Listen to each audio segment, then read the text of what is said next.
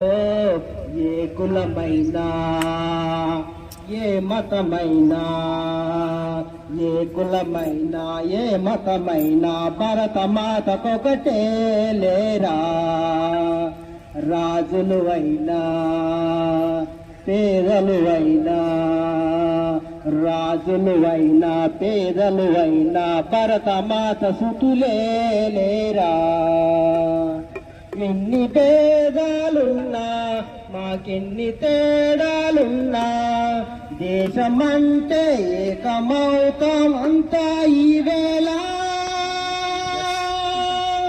Vande Mataram అందమందరం Vande